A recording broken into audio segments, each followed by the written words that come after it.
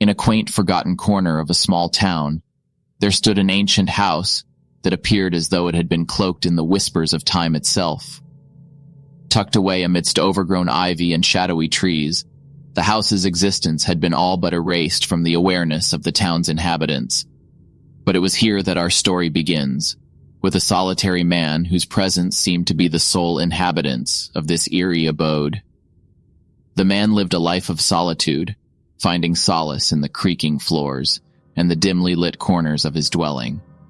Yet, as the moon's pale light cast haunting shadows on the walls, the stillness of the night was shattered by an unsettling symphony of sounds emanating from the depths below. An eerie melody, like a whisper from the forgotten past, beckoned him toward the source of the disturbance, the basement. With heart pounding, he descended the worn wooden stairs, each step echoing in the chamber of his anxious mind. There, in the flickering light of a lone candle, he beheld a relic from a time long past, a dust-covered music box. Its lid cracked open with a sense of purpose, and as the man's trembling fingers brushed against its surface, the haunting melody took on a life of its own, the notes hanging in the air like phantoms.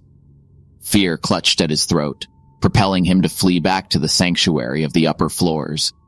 The nights that followed were plagued by the same peculiar blend of dread and curiosity that had taken root in the man's heart.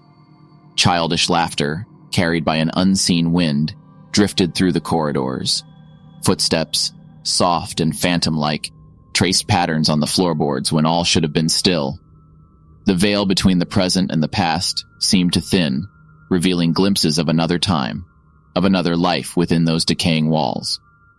One fateful day, as daylight cast a reluctant glow upon the gloom, the man stumbled upon a forgotten album of photographs, each image a window into lives frozen in time. And there, amidst sepia memories, was a group of children dressed in the attire of generations gone by. He stared, disbelieving, at one child whose eyes mirrored his own. A chill ran down his spine as realization dawned upon him. The child was him, or a mirror image of who he was. The revelation struck like a lightning bolt, shattering the fragile cocoon of his reality. His very existence, his solitude, his thoughts, all were intertwined with a past that refused to be forgotten. The children in the photograph were not confined to faded memories.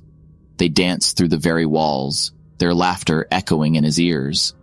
In his isolation, he had become a part of their spectral world, forever bound to a house that held secrets far deeper than its time-worn facade suggested.